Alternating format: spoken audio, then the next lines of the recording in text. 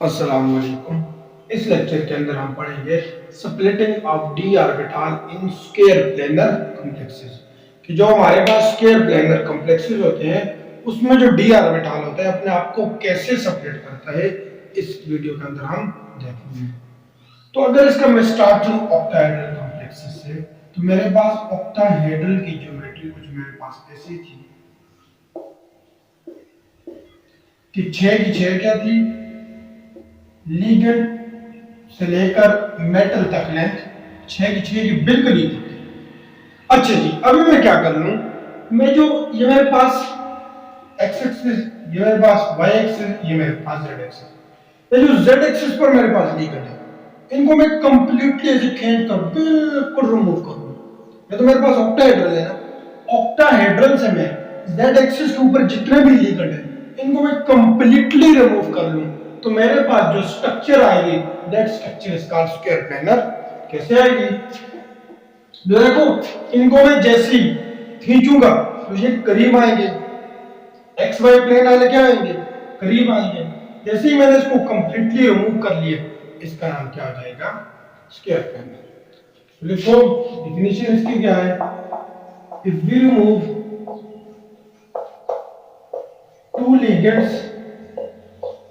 two ligands lying on z axis completely, two ligands lying on, if we remove two ligands lying on z axis completely from किससे, octahedral complexes, we get square planar geometry. हमें कौन सी geometry मिल जाएगी, square planar geometry. तो हम अगर splitting of D orbital square planar में explain करें तो हम स्टार्ट कहां से लेंगे, टेट्रागोनल से। टेट्रागोनल हमने पिछले वीडियो में डिटेल्स एक्सप्लेन किए। तो देखो एक लाइन लिखो फिर उसके बाद इसको सारे के सारे एक्सप्लेन करते हैं। तो देखो इससे जब हम कंप्लीट रिमूव कर जाएंगे तो मेरे पास क्या आ जाएगा, सिचुएशन जे आ जाएगी, सिचुएशन जे आ जाएगी। ये अपने पास बना लो, अपने पास बना लो, वो लिखो उस लिखने के बाद ये बना लो।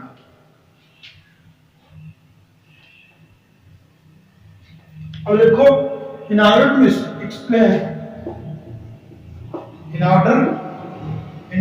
to explain अगर हम एक्सप्लेन करना चाहें, in order to explain splitting of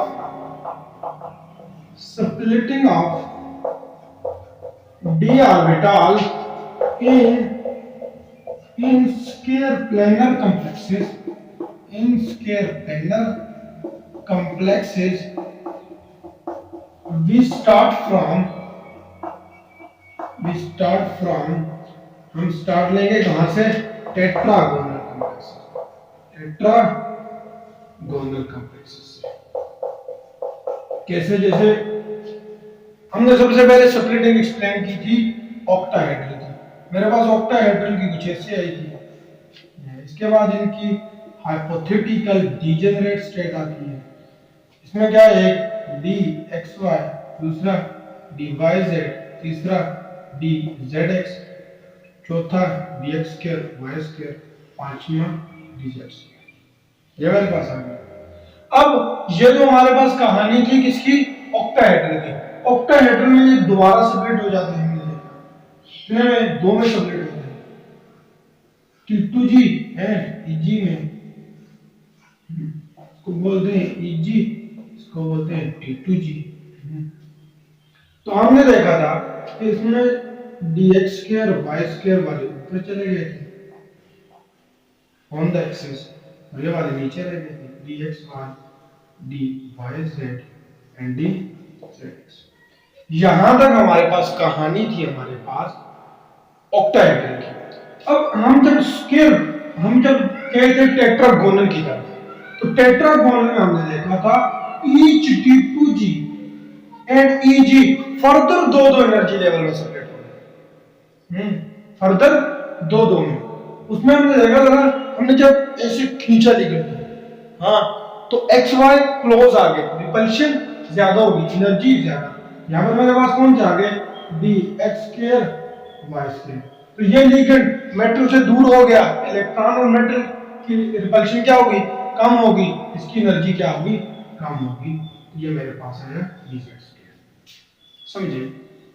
इसी तरह मेरे पास ये भी दो सेट्स में कन्वर्ट हुआ है, कितने में कन्वर्ट हुआ था, दो में, एक इन दो में कन्वर्ट हुआ। ऊपर वाला कौन सा गया था, डी एक्स वाई, जैसे हमने खींचा ना तो जेड वाले दूर चला गया, रिपल्शन कम, ये नीचे आ गया, d y z d z x. यहां तक मेरे पास सिचुएशन थी, यहां तक मेरे पास थी ऑक्टाहेड्रल, यहां तक मेरे पास सिचुएशन थी टेट्राहेड्रल। अब आगे समझते हैं स्क्वायर प्लेनर में क्या होगा, स्क्वायर प्लेनर में क्या होगा। अच्छा जी, अभी मैंने बताया आपको कि स्क्वायर प्लेनर कॉम्प्लेक्सेस के अंदर हमने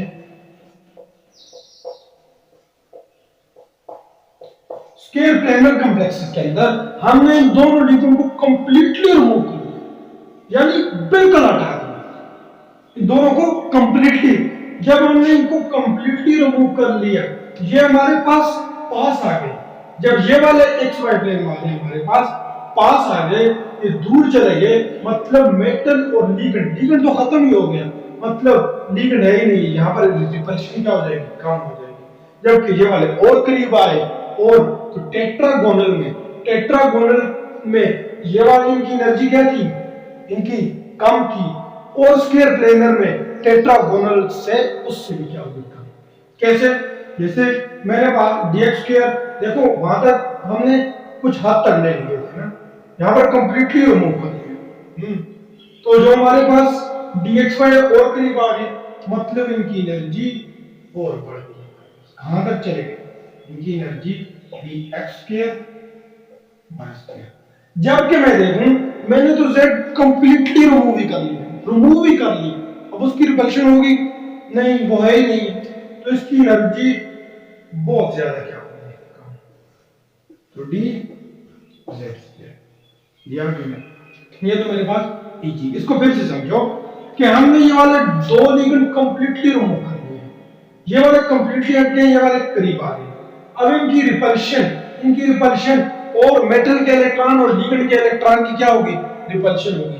जब यहां पर रिपल्शन होगी, इनकी एनर्जी ज्यादा, वो वाला तो चले गया है, हाँ, ऑर्बिटल तो होगा, लिगेंड नहीं है, ऑर्बिटल तो वेरिएबल होगा, उस ऑर्बिटल की एनर्जी क्या होगी, कम होगी। कहां पर, स्क्वायर प्लेनर में, एज कंपेयर टू टेट्राहेड्रल। इसी तरह मैं यहां पर आऊं तो देखो, due too much closer approach, हमने इसको बाहर की तरफ खींचा, तो मच क्लोजर अप्रोच में क्या हुआ, एक्स वाई वालों को क्या होगी, एनर्जी डी एक्स वाई।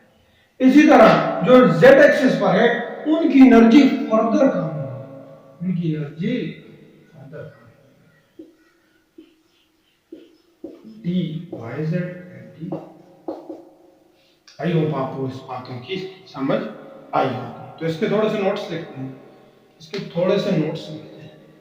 कि आपको थोड़ी सी और अंडरस्टैंडिंग आ जाए कि जो कुछ हमने किया है ये क्या किया, कि समझ आ गई। इसके नोट्स लिखो,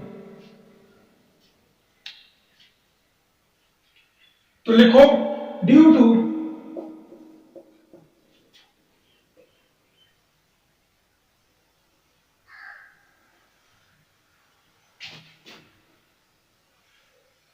वैसे हमने दिल में बात की, इसके बाद हम नोट्स लिखेंगे। तो लिखो, due to complete removal of ligands from z axis. जब हमने z एक्सिस से कंप्लीटली रिमूव कर दी, due to complete removal of ligand from z axis, energy of z की क्या होगी, एनर्जी ऑफ dz स्क्वायर एज कम। हम किसके रिस्पेक्ट में जाने, टेट्रागोनल में, और इसमें मैं करूं, मैं ये करूं दोनों, तो देखो इसकी एनर्जी क्या है, कम हमने। देखो यहाँ पर ये मेरे पास क्या है, टेट्रागोनल, एनर्जी ज्यादा है। यहाँ पर क्या है, स्क्वायर प्लेन, एनर्जी और कम है। यहाँ पर मेरे पास क्या है, टेट्रागोनल, एनर्जी ज्यादा है। यहाँ पर मेरे पास कौन है, स्क्वायर प्लेन, और एनर्जी ज्यादा है। तो due to complete removal of ligand from Z axis, energy of the Z square is further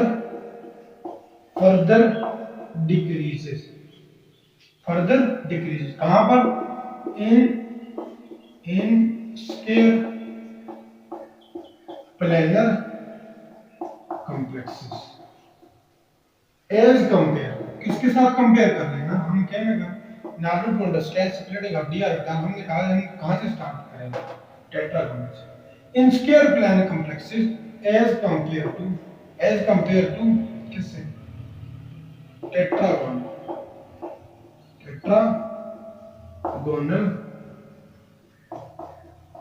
complex. यानी टेट्रागोनल में इसकी एनर्जी क्या थी, कम थी, स्क्वायर प्लेनर में और ज्यादा कम। ये further decreases in square planar as compare to tetragonal. On the other hand,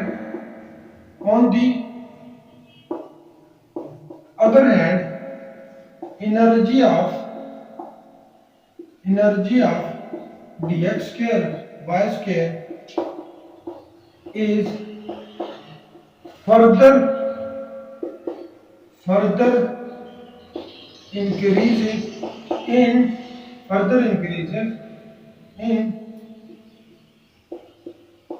square planar complexes। then compare कैसे कर रहे हैं, then टेट्रागोनल कॉम्प्लेक्स, यही बात है ना, इनकी एनर्जी और ज्यादा होगी। ये कौन सा हमारे पास, स्क्वायर प्लेनर, ये कौन सा, टेट्रा है। आल्सो बच्चों क्या हमने कंप्लीट रिमूव कर दिया, ये कंप्लीट रिमूव किया, इनकी अप्रोच ज्यादा होगी, इनकी एनर्जी भी तो इफेक्ट हुई है। तो लिखो also due to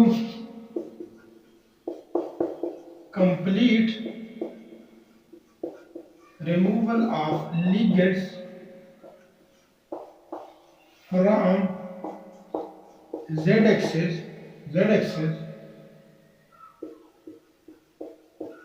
energy of dYz and dZx is further decreases, कहां पर, in square planar complexes। then tetragonal complexes, यानी टेट्रागोनल में जो इनकी एनर्जी जहां तक थी, कम थी, देखिए स्क्वायर प्लेनर में और कम। तो यही लिखा है, also due to removal of ligand from z-axis, energy of dZx is further decreased in square planar complexes as compared to tetragonal। On the other hand,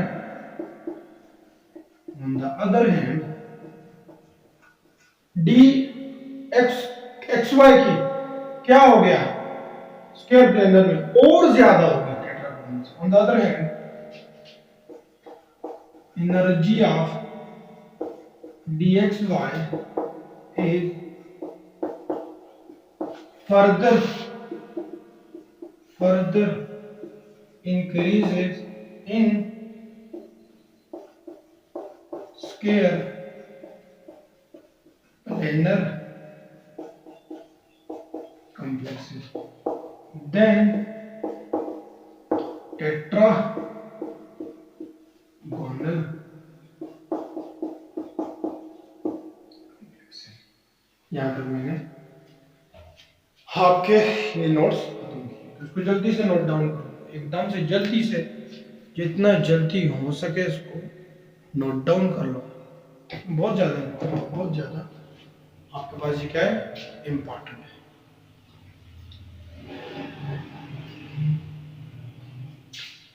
तो ये आपने इसको नोट डाउन कर लिया होगा। आगे जाते हैं।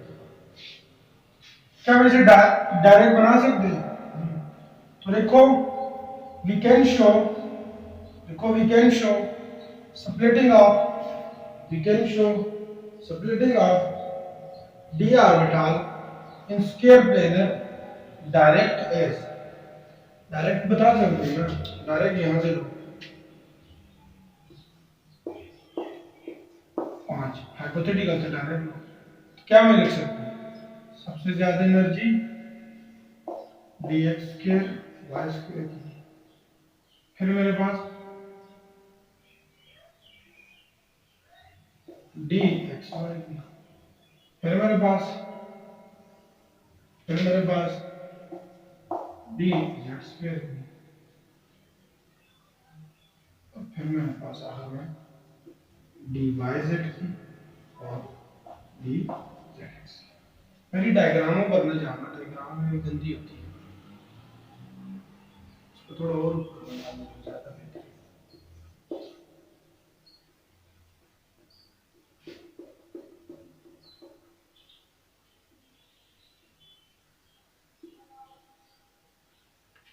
तो ये हमारे पास आ गया डायरेक्ट, हमने यह हाइपोथेटिकल से डायरेक्ट, इससे भी बनाना directly.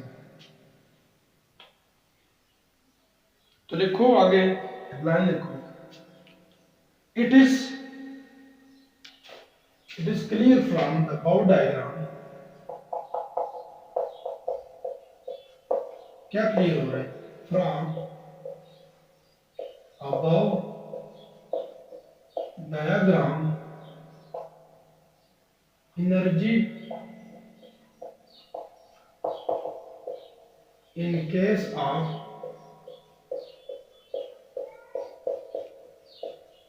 square planar complexes by splitting of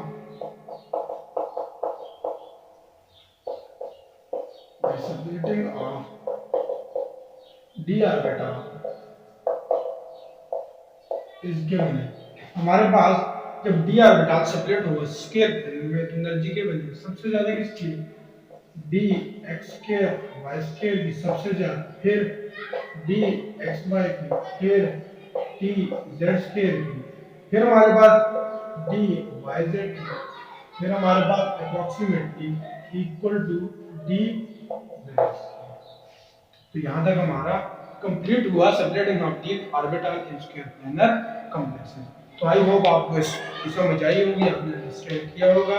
thanks for watching, Allah Hafiz.